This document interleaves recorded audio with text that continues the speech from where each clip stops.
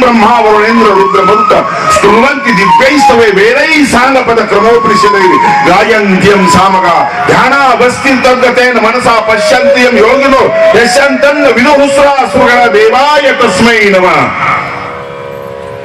कोण असा आहे की त्याला नमस्कार कुठला पैलू नाही कृष्णाच्या जीवनामध्ये. सगळ्या पुरुषांचं परिवर्तन करून गुरुरूप करणारा कृष्ण आहे. चोरांनी त्याला नमस्कार केला. हृदय प्रसिद्धम नवनीत चोरम गोपांगनांचे दुकूल चोरम अनेक जन्मार्जित पाप चोरम चोराग्रगण्यम कृष्णम नमन. चोराचा अग्रणी असलेला श्रीकृष्णाला माझा नमस्कार. हा नमस्काराचा वर्षाव त्या ठिकाणी होतो आहे जिथं जीवनामध्ये आनंद आहे, जीवनामध्ये सामर्थ्य आहे. कृष्ण म्हणजे सामर्थ्य, कृष्ण म्हणजे योग्यता, कृष्ण म्हणजे सौंदर्य, कृष्ण म्हणजे लावण्य, कृष्ण म्हणजे पराक्रम, कृष्ण म्हणजे सूर, कृष्ण म्हणजे भासरी. कृष्णाचं बालपण सुंदर आहे, कृष्णाचं तारुण्य सुंदर आहे, कृष्णाचे सगळं जीवन सुंदर आहे. जिथं उभं राहील तिचा आनंद निर्माण करणारा, जी वस्तू हातात घेतली तिच्यात आनंद निर्माण करणारा. आमच्या लक्षात येतं की इतकं आमच्या हातात आहे तर आमचा चेहरा कोमल. पैशाच्या ढेगारा स्वतःला आम्ही खुपसून घेतलं तरी चेहऱ्यावर प्रसन्नता नाहीये. कृष्ण गुऱ्या सांभाळतो तिथंच तृप्त आहे. मला सगळ्या संसारात सगळे वैभव मिळाल्यानंतर आनंद होत नाही, तो आनंद जनावर सांभाळताना होतो हे कृष्णाने सिद्ध केलं. गोपाल कृष्ण हरी गोविंद गोविंद गोपाल कृष्ण हरी गोपाल कृष्ण हरी गोविंद गोविंद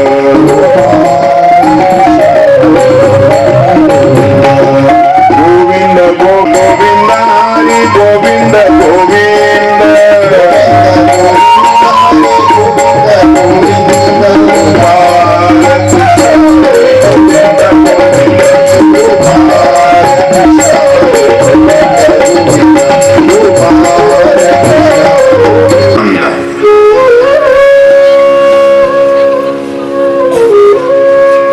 कृष्ण व्यापला पण अतीत राहिला. पुन्हा तो विषय काढला, घोडे सांभाळले, गोपाळ झाला, आटोपला का. बासरी हातात घेतली, मुरलीधर झाला, आटोपलं काम. गोवर्धन उचलला, गोवर्धन झाला, आटोपलं काम. ऋतूंनी रमला.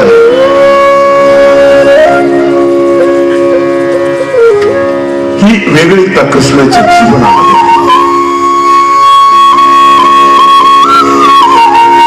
कृष्ण म्हणजे शारीरिक बल, कृष्ण म्हणजे इंद्रियांचं बल, कृष्ण म्हणजे मनाचं बल, कृष्ण म्हणजे बुद्धीचं बल, कृष्ण म्हणजे आत्मबल. पाचच बलाची गरज आहे. कधी शरीर बल असतं तर मनोबल नसतं, कधी शरीर बल मनोबल असतं तर इंद्रिय बल नसतं, कधी तीन बल असतात तर बुद्धिबल नसतं. कुणाला तरी शरण लावलं बुद्धिबलही असतं पण आत्मा बटलेले आहे, पण हे बल आपल्याकडे नाहीये. असतं तर असतं तर आपण भ्रष्टाचार केला नसतो. तृप्त माणूस कशाला भ्रष्टाचार करायचा, प्रसन्न माणूस चोरी कसा करायचा. हे बल आपल्याकडे असतं तर आपल्याला भांडण नसतो, कलह निर्माण नसतं झाले. प्रसन्न माणूस तुम्ही भांडतो का. प्रसन्न माणसाला भांडता येत नाही भांडत आलं, नाथांना नाही भांडत आलं, तुकोबांना नाही भांडत आलं, ज्ञानेश्वरांना पर्णकुटी बंद केली तरी बसून राहिले पण भांडण नाही, भांडता नाही आलं. नाथांना भांडता नाही आलं, नाही भांडत आलं. प्रसन्नतेला भांडता येईल. भांडते उदासीनता, भांडतो उद्रेक. कृष्णाचं जीवन प्रसन्नतेनं भरलेलं जीवन आहेच. जो रमतो नको तिथं त्यावेळेस बाजूला होतो असं तृप्त जीवन आहे. अतृप्तता माणसाच्या जीवनामध्ये इथलं नाव काय, अतृप्ती, असमाधानी. भल्या भल्यांच्या जीवनामध्ये ते निवारण करण्यासाठी उपाय सापडतात. 18 पुराण लिहिले महर्षी व्यासांनी. व्यास शब्दाचा अर्थ आहे विस्तार. साहित्याचे सगळे प्रकार महर्षी व्यासांच्या ग्रंथामध्ये आलेले आहेत. म्हणून व्यासोत्तिष्ठम जगत सर्वम, सगळ्या जगामध्ये व्यासाचं उष्ट आहे. कालिदास असो, भवभूती असो की आताचे कवी असो, ह्या सगळ्या कल्पना वापरलेल्या आहेत व्यासांनी. त्या सगळ्या कथा व्यासांनी वापरलेल्या आहेत. ते जुनं आणखी नवं होऊन आपल्याकडे येतं. आपल्याकडे नवं काही नसतं, जुनंच नवं. म्हणून महाभारत आणि रामायण हे मूळ द्रव्य आहे, भारतीय संस्कृतीचं मूळ द्रव्य. भारतीय संस्कृती म्हणजे इतिहास नाही, भारतीय संस्कृती म्हणजे एक दृष्टी आहे, जगण्याची दृष्टी. नैतिक मूल्याचा आधार असलेली एक दृष्टी आहे. ही दृष्टी विदेशामध्ये नाहीये, विदेशाची दृष्टी नाही. माणसाने कसं जगावं त्याचं जगण्याचं अधिष्ठान महर्षी व्यासांनी आम्हाला दिलं. असं अद्भुत ग्रंथ लिहिलं महाभारतासारखा. कुठल्याही माणसाने त्याच्यात बघावं, आपलं स्वतःचं प्रतिबिंब बघावं. रामायणामध्ये तरी एक सुरीपणा आहे, महाभारतामध्ये एक सुरीपणा नाही.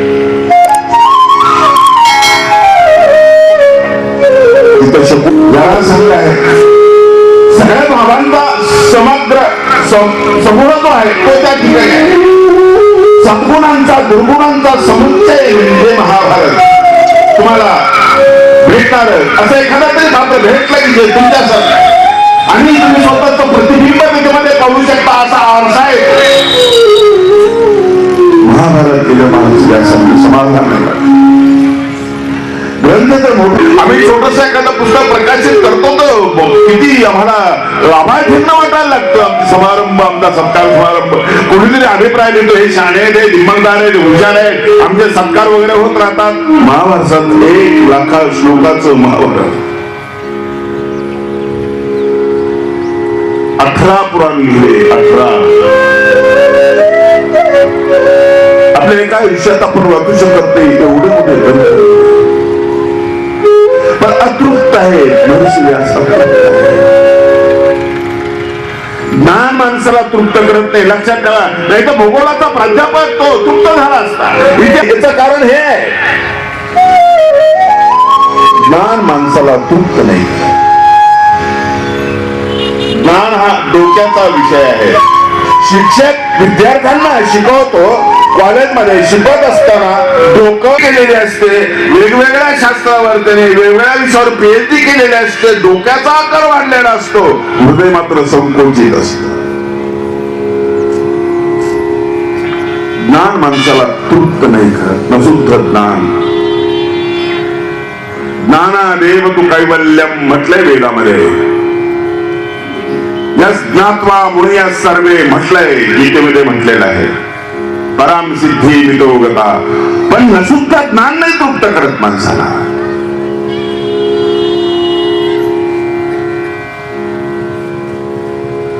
महर्षी व्यासांनी इतकं सगळं लिखाण केल्यानंतर अतृप्त अशांत आहे. नारद हे महर्षी व्यासांचे गुरु आहे. नदीच्या तीरावर महर्षी व्यास बसलेले आहेत. एवढं सगळं लिहिल्यानंतरही समाधानी नाही. लोकांना आपल्या जीवनामध्ये इतकं कमवल्यानंतरही समाधानी नाही. होतो ना पश्चाताप. कधी कधी मुलांवर चिडतो ना, पण लोकांना सांगत असतो ना जीवनात काहीच अर्थ नाही, जगात काहीच खरं नाही. हाडाची काढं केलेले, रक्ताचं पाणी केलं, डोक्याचं कोकण केलं, एवढं मोठं कमावलं आहे मी. याला इंजिनियर केलं, त्याला डॉक्टर केलं, त्याला प्राध्यापक केलं, तुम्ही कमी येत नाही, काही फायदा नाही. तुमच्या म्हातारपणामध्ये असा एक तमंग तुमच्या जीवनात निर्माण होतो. अनेकांच्या जीवनामध्ये हा तमंग निर्माण होतो, मी केलं काय, काही फायदा नाही. हो, तो खाना माझाच आहे, ती दुबेरी माझीच आहे, ते कॉलेज आहे माझं, ते सगळं माझंच आहे. एक माझे मित्र आहेत, चांगले वक्ते आहेत, भाषण वगैरे करतात. आता वय बरंच झालं, भेटीला गेलो. म्हटलं कसं चाललं, ते म्हटलं हळू ना बोला. म्हटलं का बरं, काय बंगला बांधलाय म्हटलं तुम्ही. म्हटलं सगळं केलंय, एवढा मोठा बंगला बांधला, काय तुमचं भाषण असायचं, 10,000 लोकांना तुम्ही असं हलू देत नव्हते, रडवायचे, लोकांना हसवायचे. म्हटलं बोलण्याचे किंतूनच बांधले सगळं, मला मानधन चांगलं भेटायचं आणि त्याच्या पैशावरच बंगला बांधलाय, पण या बंगल्यात मला बोलू देत नाही. घरचे सांगतात मध्ये मध्ये बोलत जाऊ नका म्हणतात. सुना म्हणतात अजिबात मध्ये मध्ये बोलायचं नाही आमच्यामध्ये, बोलण्याच्या बळावर बंगला बांधलाय, सगळं सांगतात मध्ये मध्ये बोलत जाऊ नका.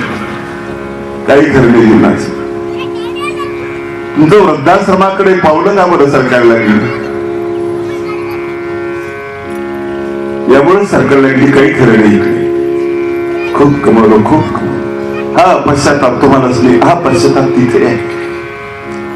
महर्षी व्यासांना जर पश्चाताप आहे तर आपण किती छोटी माणसं आहोत, खूप लहान आपण.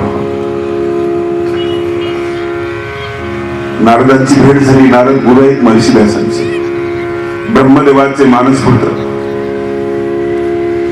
आणि आपली ही कथा महर्षी नारदांना महर्षी व्यासांनी सांगितली. म्हणाले केलंय खूप, पण काही समाधानी नाही, काही बरं वाटत नाही. हे सगळं सांगितल्यानंतर गुरुनी कृष्ण मुरारी जय वंदे कृष्ण मुरारी जय जय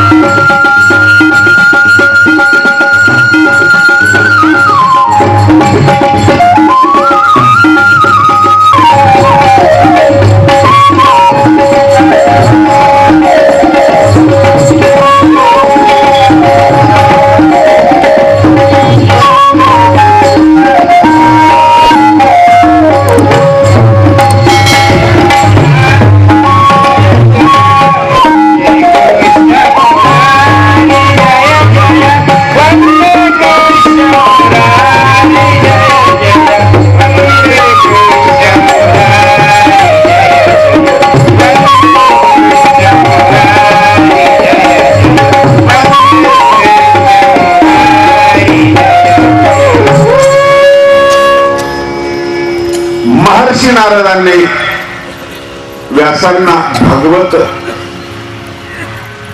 भागवताचं महत्व सांगितलं, भागवताचं महत्व सांगितलं.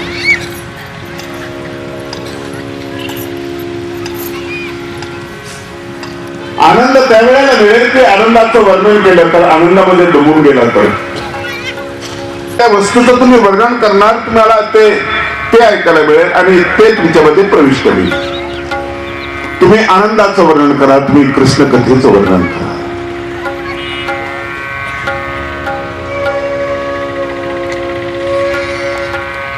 आणि महर्षी व्यासांनी भागवत कथा लिहायला घेतली. पण कथा लिहिली, कृष्णात परम किमपि तत्त्वमहं न जाने, श्रीकृष्णापेक्षा श्रेष्ठ मला काही माहित नाही, मी जाणत नाही.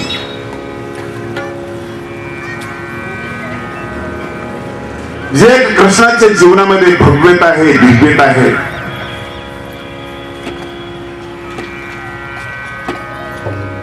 ती महर्षी व्यासांनी अनुभवली.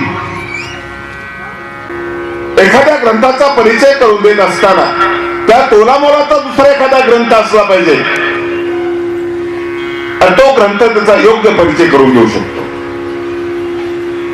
एखाद्या प्रतिष्ठित व्यक्तीचा परिचय करून द्यायचा तर सामान्य माणूस परिचय करून देऊ शकत नाही. त्या तोलामोलाचा माणूस असावा लागतो.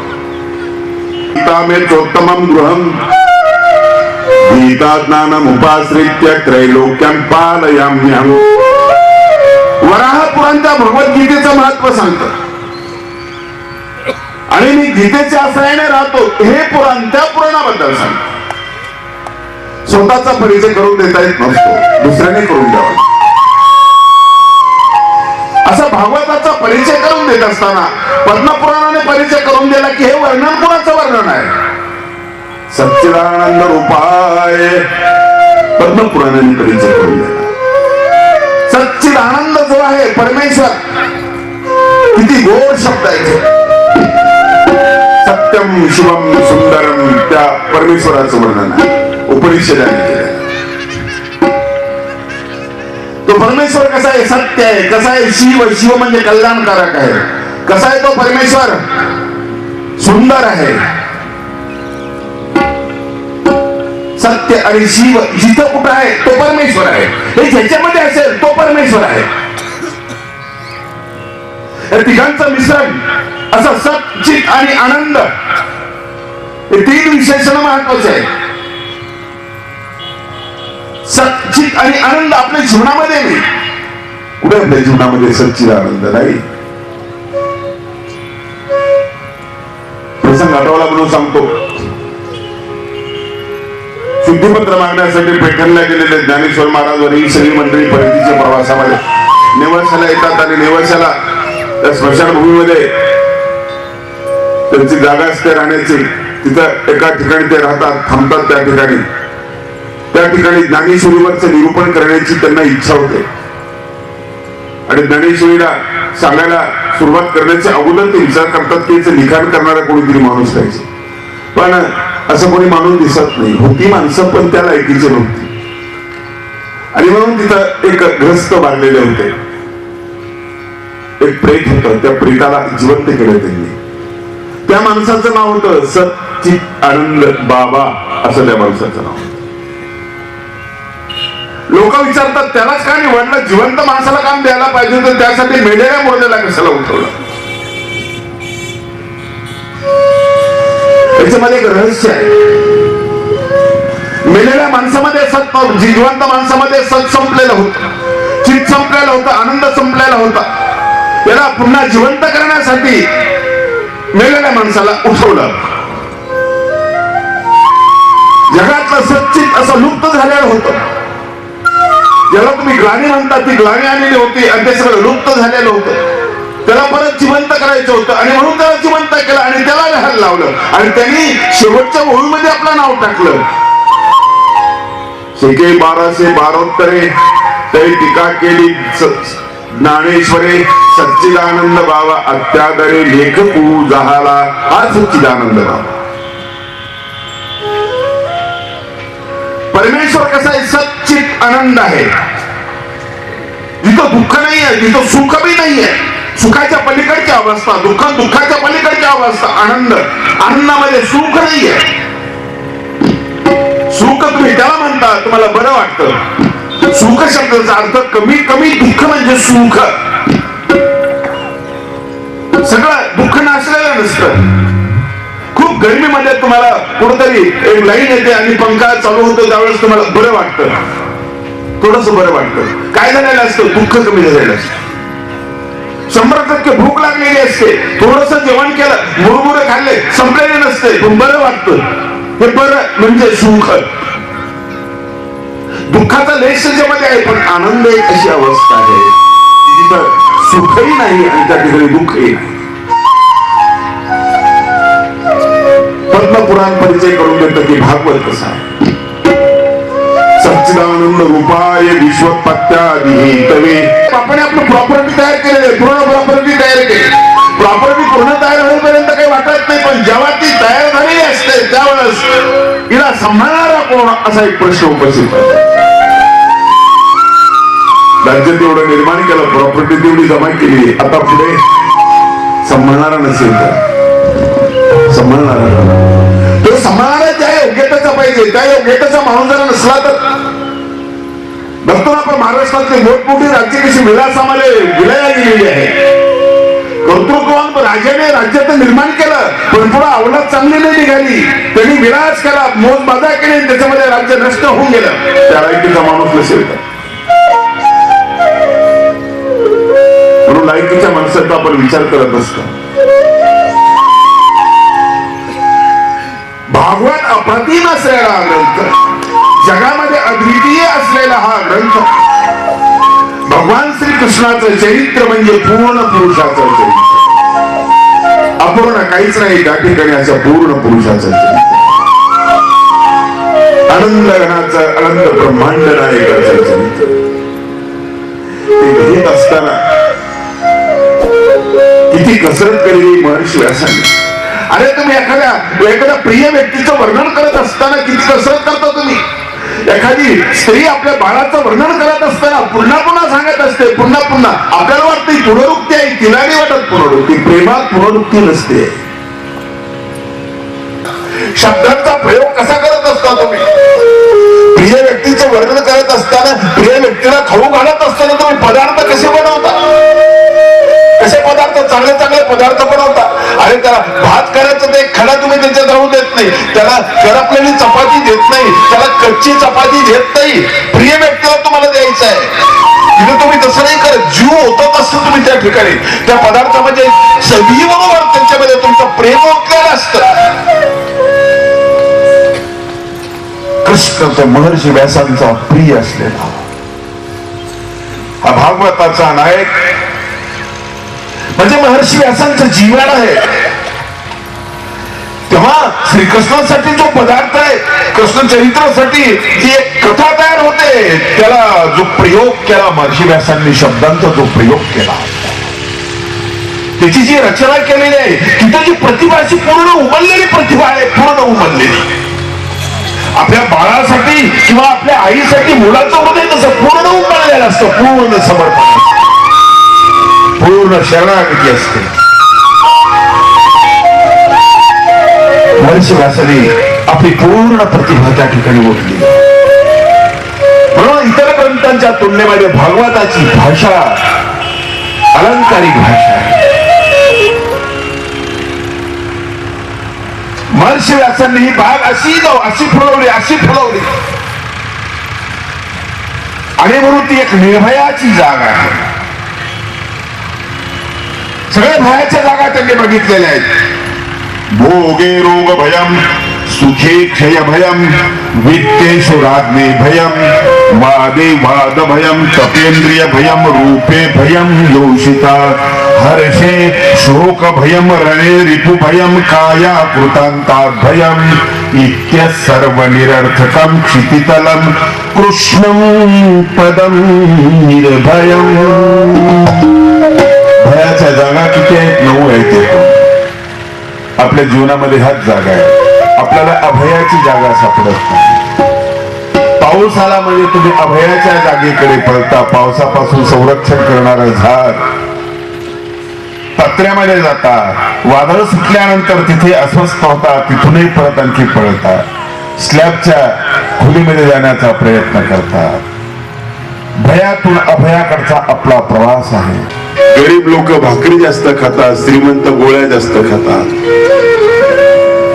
गरीब भीक मागेल तर भाकरीची भीक मागेल, आणि श्रीमंत भीक मागेल डॉक्टरकडे तर भुकेची भीक मागेल. मला भूकच लागत नाही डॉक्टर साहेब, काहीतरी द्या ना, मला पैसे घ्या पण मला भूक लागेल असं काहीतरी करा. भोगामध्ये भीती आहे, रोगाची भीती आहे. सगळ्या बिमाऱ्या भोगात जन्माला येतात. परत डॉक्टर तुम्हाला योगाकडे पाठवतो, आणखी परत रामदेव बाबाकडे पाठवतो, परत चालायचा सल्ला देतो, सकाळी चालत जा. परत सल्ला देतो निर्भयाकडे जाण्यासाठी, तुम्हाला कच्च्या भाज्या खा, जेवण साधं करा, तूप खाऊ नका. भोगातून सरका बाजूला, बिमाऱ्या होतात, बाजूला सरका. तुम्हाला डॉक्टर अभय बंग मोठे समाजसेवक आहेत. त्यांनी एक धीराचा सल्ला आणि समजदारीचा सल्ला डायबिटीज झालेल्या लोकांना दिला. डायबिटीजचे पेशंट असतील त्यांनी ऐकायचं ते. म्हटलं साखर खाता येते डायबिटीजच्या माणसाला. आनंद वाटला असेल तुम्हाला ज्यांना ज्यांना बिलच माणूस असतो. काय हिमालय शिखरासारखं ते शिखर असतं ते श्रीखंडाचं. केशरी रंग असतो, ज्यांच्या खुपसलेला असतो एका बाजूने. काय आनंद वाटतो त्या माणसाला. पण हातपाय सुजलेले, दात खिळखिळे झालेले आहेत डायबिटीस मुळे. गोळ्या चालू आहे. डॉक्टर सांगतो की गोड अजिबात खायचं नाही, तो धाक आहे. पण दोन मन असतात माणसाला. एक मन म्हणतं की डॉक्टरने सांगितलं मी खायचं. दुसरं मन म्हणतं एवढीच बार खायचं, परत थोडं खायचं. समोर ती बासुंदी असते, वाटी असते श्रीखंडाची आणि खाण्याची इच्छा झालेली असते. पण ते समोर ताते बसलेले असतात जवळचे ओळखीचे. आणि आपण विचार करतो की जर इथं खाल्लं तर तात्या घरी जाऊन सांगतील तिला, आम्ही ती झापत बसाल आपल्याला. मग आपण ती वाटी बाजूला काढून ठेवण्याचा प्रयत्न करतो. आपण माघार घेतलेले असते भीतीने.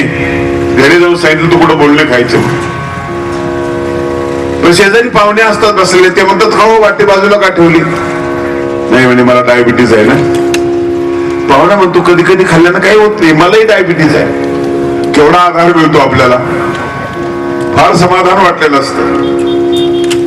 समाधानाची गोष्ट नसते, पण हे इंद्रिय तुम्हाला फसवतात, तिकडे तुम्हाला नेतात आणि खोटी समाधानी तुम्हाला वाटते.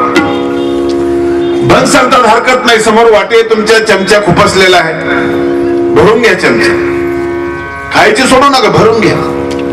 भरून घेतला तोंडामध्ये टाका. वर काहीच ठेवू नका त्या चमच्याला. ओठ दाबून चांगलं वरपा त्याला आणि तोंडामध्ये ठेवा तो श्रीखंड. सगळ्याला सुरुवात करा. डोळे मिटून घ्या. ती सौ डोळे मिटून घ्या. आनंद हा डोळे मिटून अनुभवातो. ढकला इकडं, बरं वाटेल तुम्हाला. आता तोंडातच इकडच्या बाजूला ढकला, तिथं थोडस फिरवा. तिथून त्याला बाजूला करा. आता इकडच्या बाजूला ढकला, इकडं त्याला थोडस फिरवा. तिकडे सगळा परिसर गोड झालेला आहे. आतल्या चामडीचा एक ना एक कण असं गोड वाटायला लागलं. इकडं सरकलं, इकडे गोड वाटायला लागलं. आता पुढे ढकला दाताकडे, ढकलला दाताकडे, तिथंही फिरवा. सगळ्या दातांना दाखवा तो. तिथेही तुम्हाला गोड वाटायला लागलेला. आता पातळ झाला होता. गिळू नका, गिळायचं नाही. आता पातळ झाला. आता गिळण्याचा प्रयत्न करा, पण गिळू नका.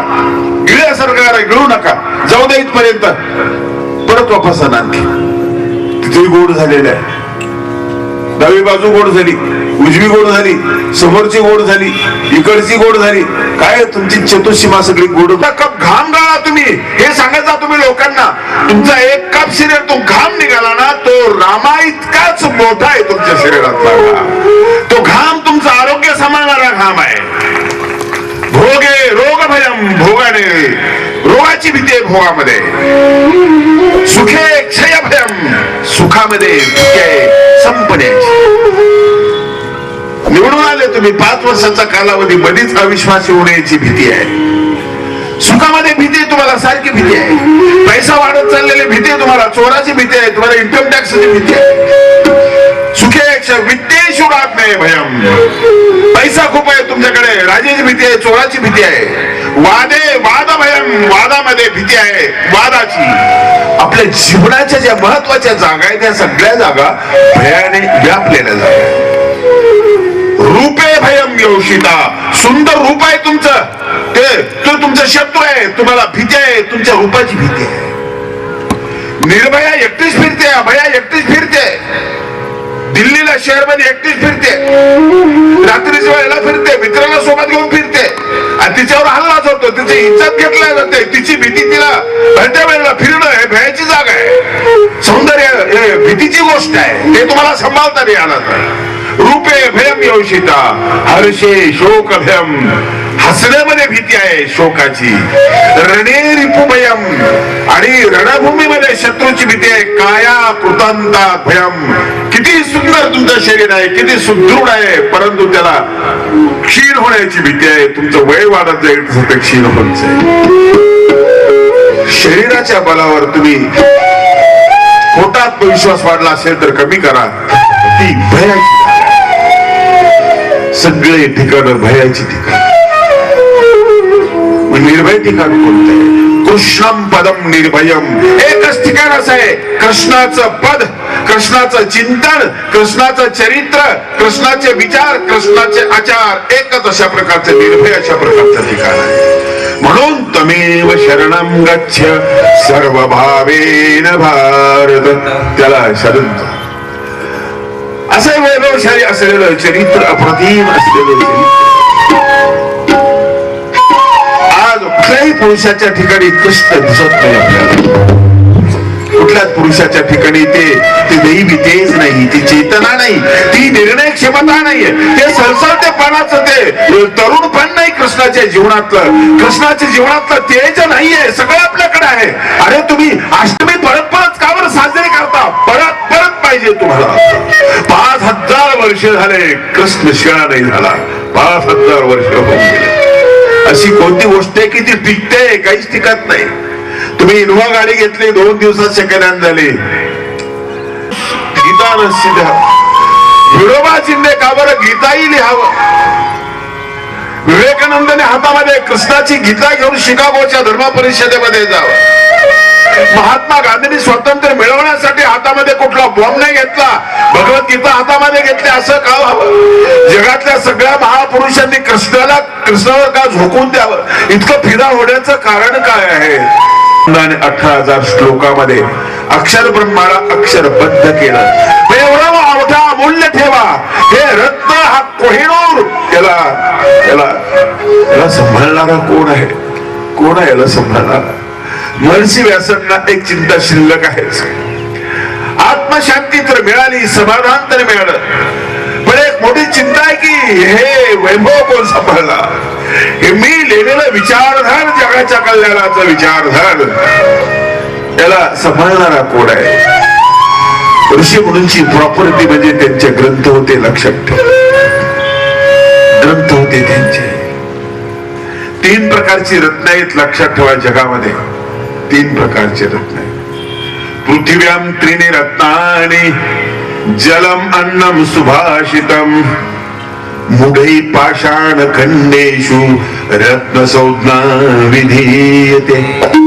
म्हटलं पृथ्वीवर 3च प्रकारची रत्न आहेत. म्हटलं 3 प्रकारचे रत्न कोणते आहेत? म्हटले पाणी, म्हटले दुसरं, म्हटले अन्न, म्हटले तिसरं, म्हटले सुभाषित. 3च रत्न आहेत. अहो म्हटलं तर आम्ही हिरा, पन्ना, मोती, अहो म्हटले ते मूर्ख लोकांनी त्या दगडाच्या तुकड्याला रत्न म्हटलेलं आहे. त्याच्याशिवाय माणूस जगू शकतो, पाण्याशिवाय जगू शकत नाही म्हणून ते रत्न आहे. अन्नाशिवाय जगू शकत नाही म्हणून ते रत्न आहे. त्यामुळे ते रत्न आहे. पाणी रत्न आहे. दुष्काळात तुमच्या लक्षात आलं की पाणी हे रत्न आहे. रत्न आहे पाणी. सुंदर कथा आहे ते मध्ये. सिकंदर भारतामध्ये आला सगळ्या जगाला जिंकून. जग त्याने जिंकलेलं होतं. जगत जेता म्हणायचे त्याला. अरे तुम्ही ग्रामपंचायतचं सदस्य जरी झाले, तुम्ही निवडून जर आले सदस्य म्हणून, तरी केवढा अहंकार तुमच्यात निर्माण होतो.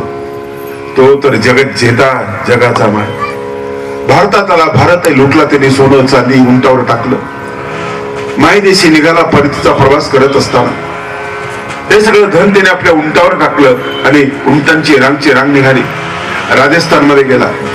राजस्थान मध्ये एका खेडेगावात मुक्कामी होता. रात्री मुक्काम केला, सकाळी निघायचं. निघाला सकाळी. खेड्यातली माणसाने एक म्हातारा माणूस त्याला भेटला आणि म्हणाला, सिकंदर जाणार कोणत्या रस्त्याने? नकाशा त्याच्याकडे होता. म्हटलं त्या जंगलातून जाणार. अरे मग त्या जंगलातून जाताय ना तुम्ही? तिथे एक फकीर आहे, म्हटलं एक संन्यासी आहे, त्याला भेटा, त्याला भेटून जा. धनाचा लालची असलेला, एक एक प्रदेश जिंकण्यासाठी धडपडणारा हा शूरवीर असलेला सिकंदर, तो म्हटला त्याच्याकडे काही आहे का? म्हणजे काही नाही त्याच्याकडे. ज्याच्याकडे काही नाही त्याला मी कशाला भेटू? ज्या देशात काही नाही तिकडे मी गेलोच नाही, ज्या देशामध्ये तिकडे मी गेलो, जिथं जे आहे ते लुटून मी चाललो, ते भिकाऱ्याकडे काही नाही, मग त्याला कशाला भेटू? तो म्हटलं काही नाही त्याच्याकडे. पण शेवटी तो म्हातारा माणूस म्हणाला सगळं आहे त्याच्याकडे.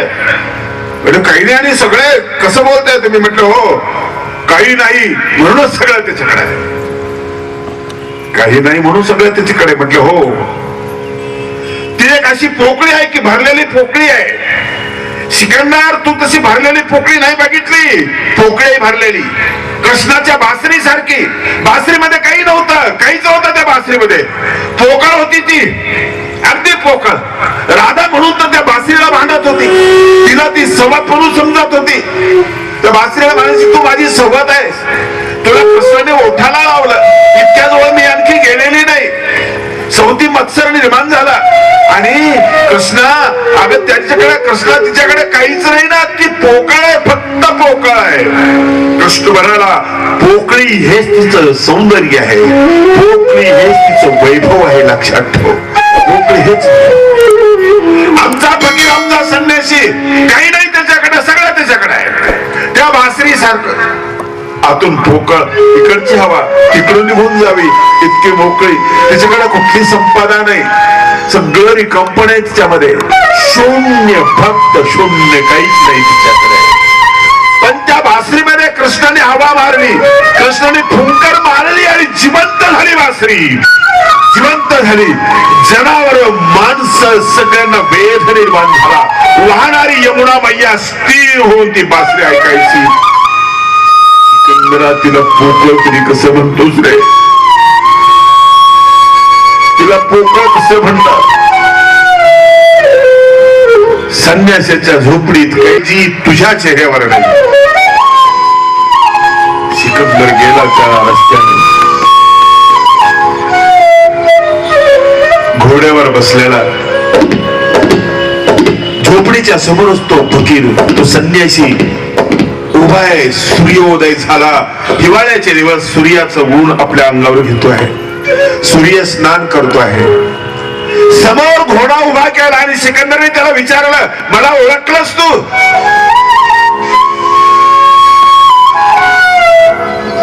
हसला तो संन्यासी, फक्त लंगुटी नेसलेला.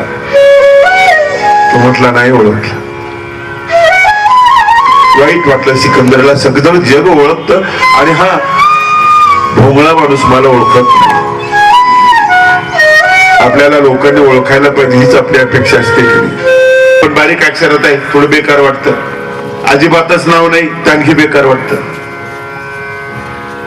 माझा फोटो बघितला कुठे? पेपरला. ते नाही काय गर्दी आहे, गर्दी, गर्दीमध्ये काही दिसला तर नाही तू? नाही नाही, कान आलाय फक्त माझा, कान आला त्या गर्दीमध्ये. चमकून जा वाटतं माणसाला, चमकून जा. गर्दीमध्ये कोणी नाव घेतलं, माईक करून नाव घेतलं की खुश होतो माणूस, चमकून जा वाटतं. एक माणूस म्हणजे काय कमाले, तुमची मुख्यमंत्री सभा औरंगाबादला तुमचा पत्ता नाही, 50,000 लोक होते म्हणजे त्या ठिकाणी, 50,000 लोक त्या ठिकाणी सभेला. माझा काय संबंध आहे? म्हणजे जीवन वाया गेलं तुमचं. 50,000 लोकांची गर्दी आणि तिथं मी स्टेजवर होतो म्हणजे तिथं. मला आश्चर्य वाटलं, पण हे सारखं दारू पितं गटरात पडतं, हे स्टेजवर पोहोचलं कसं आहे? कसं पडलं स्टेजवर? तेवढ्यात एक माणूस आला, तो सांगायला स्टेजवर होते, स्टेजवर होते. त्याला भलं चांगलं वाटलं की मुख्यमंत्र्यांसोबत स्टेजवर मी. बायकोला बरेच दिवस ऐकवण्याचा प्रयत्न केला, मी मोठा आहे, मोठा आहे, मी स्टेजवर जातो, ऐकायला तयार नव्हती. ती जवळ होती, बोलली नाही इकडे इकडे इकडे, हे काय म्हणतात, काय म्हणतात, मी स्टेजवर होतो की नाही? तो म्हणजे हो स्टेजवर होते. बायको विचार करायला लागली, कायच कळत नाही स्टेजवर कसे होते, त्यांच्या चड्ड्या माझ्या मारून येतात, एवढी परिस्थिती बेकारी यांची, स्टेजवर पोहोचलेच कसे होते? म्हणजे स्टेजवर, म्हणजे स्टेजवर होते. आणि म्हणे मुख्यमंत्री बोलले म्हणे माझ्याशी, सगळे चमकून गेले, मुख्यमंत्री याच्याशी बोलले.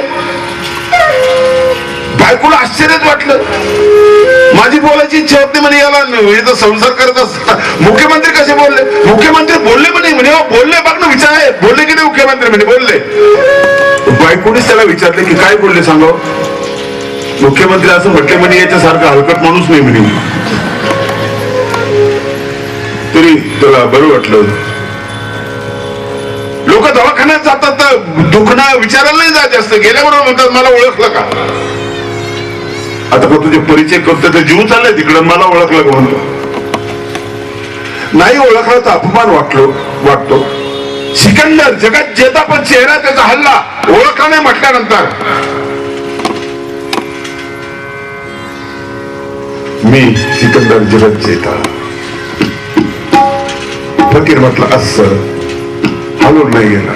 आपण हलतो, आपण विचलित होतो. बारीक सारीक गोष्टी आपल्याला विचलित करतात. सरपंच आले, आमदार आले, खासदार आले, तुम्ही हलता, कचरा हलतो, थोडीशी हवा आली की हलतो. पर्वत नाही हलत. तो फकीर, तो पर्वत आहे, तो हिमालयासारखा आहे. तो कसा आहे? तो निश्चयाचा महामेरू, बहुत जनाशी आधारू, अखंड स्थितीचा निर्धारू, श्रीमंत योगी, तो स्थित प्रज्ञ आहे, आतून स्थिर झालेले. जगाची कुठलीच ताकद त्याला विचलित नाही करू शकत. कृष्ण भक्त आहे तो, भगवान कृष्णाचा उपासक आहे. नाही हल्ला, नाही तो विचलित झाला. म्हटला मी जगाचा मालक आहे. तो तुला म्हटला की तुला पाणी पाहिजे का? तू काय म्हणशील? सिकंदर म्हटलं मी म्हणेल की मला पाणी पाहिजे. प्राण जाण्याची वेळ आली, पाणी माझ्याकडे नाहीये, मी पाणी पाहिजे असं म्हणेल. फकीर म्हटला की तो असं म्हटल्यानंतर तुला पाणी पाहिजे तर तुझा अर्ध जग मला जर देत असला तर देतो, नाही तर देत नाही. एक ग्लास भर पाण्यासाठी तू काय करशील? विचार केला थोडासा. सिकंदर म्हटला अर्ध जग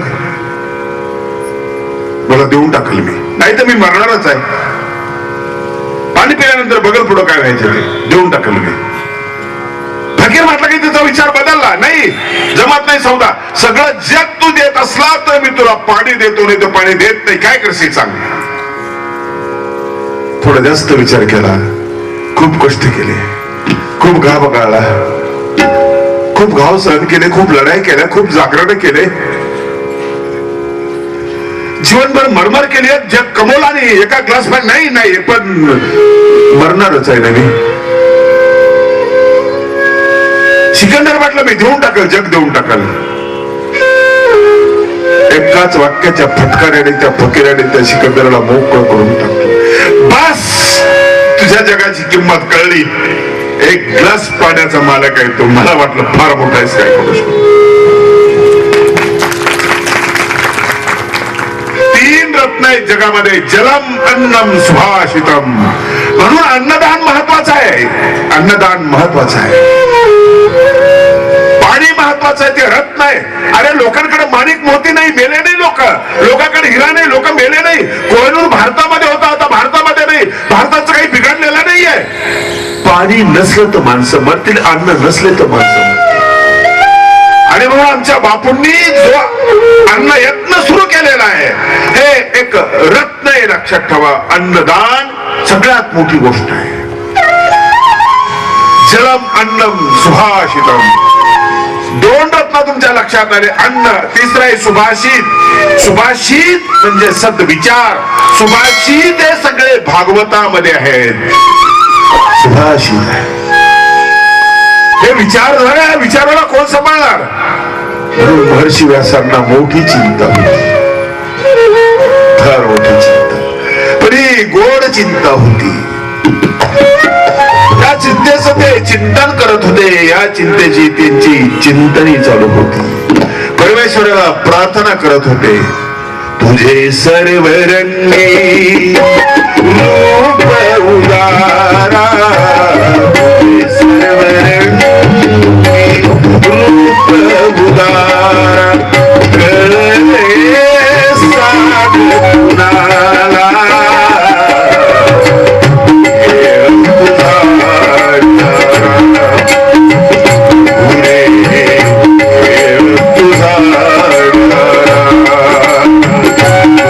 सर्व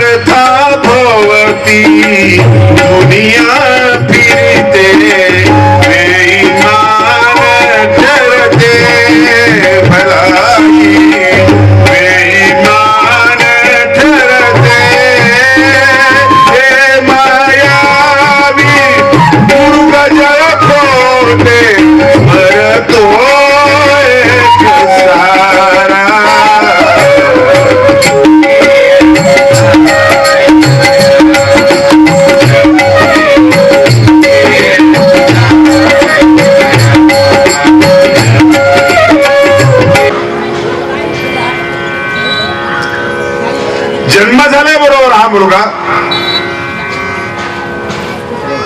निघाला.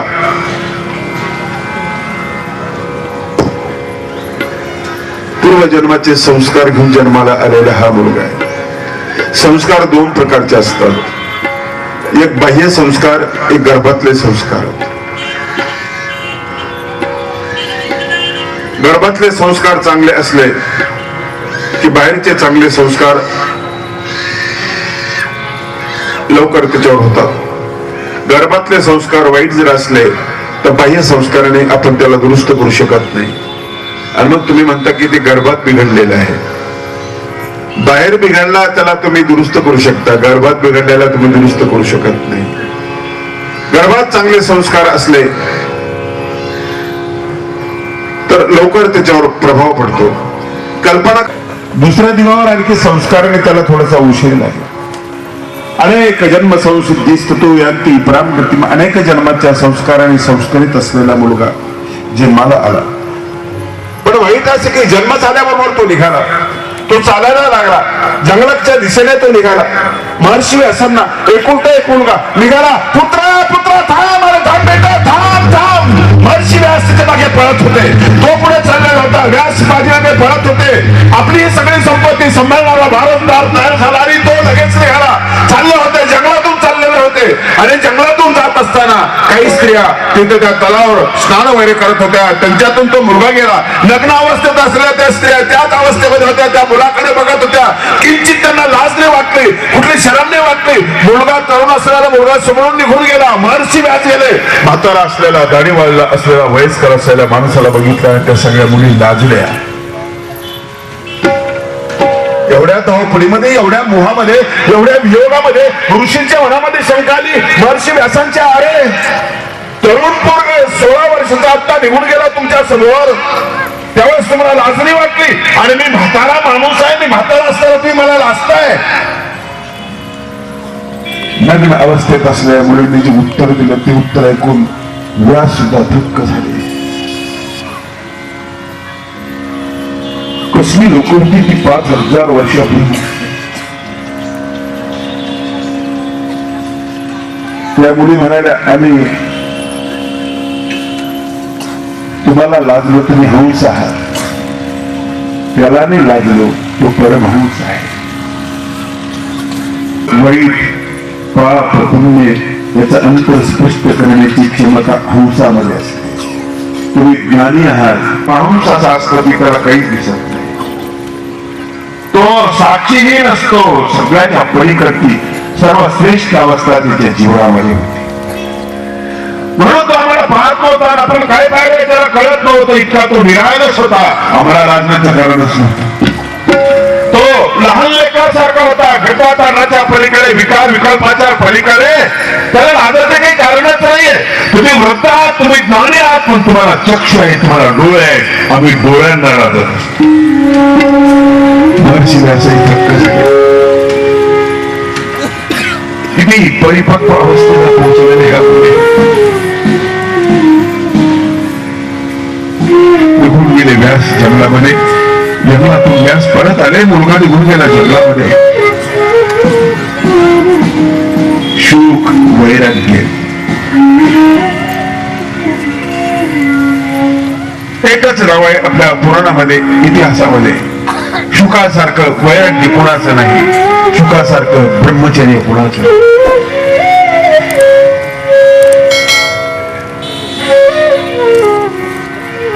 त्याला कसं बोलवायचं? गेलेला मुलगा परत आला पाहिजे ना. हे वैभव सांभाळण्याची लायकी नाही कोणामध्ये, त्याच्यामध्ये ती लायकी आहे. जन्म झाल्याबरोबर जंगलातून स्त्रियांच्या मेळाव्यातून जात असताना त्याच क्षणामध्ये त्याने आपली पात्रता सिद्ध केलेली आहे. भागवताचा अधिकारी तो आहे.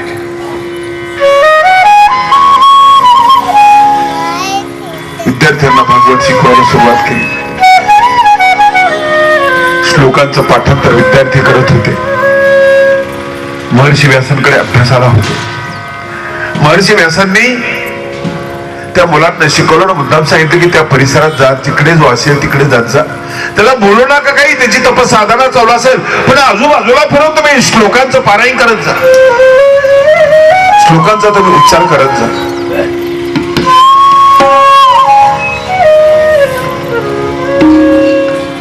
पदार्थातल्या रसापासून अलिप्त असलेला, साहित्यातल्या नवरसापासून अलिप्त असलेला, शृंगार हास्य करुण रौद्र वीर भयानक बिभत्साद्भुत संदोचन अष्टौ काव्य रसाः स्मृता निर्वेद साई भावोस्ती शांतोपी नवो रस. साहित्यातल्या रसापासून बाजूला असलेला, षडरस जे आहेत पदार्थातले त्यातून मुक्त झालेला, परम सतत भगवंताच्या स्मरणामध्ये चिंतनामध्ये तल्लीन आहे. हे कृष्ण गोविंद हरे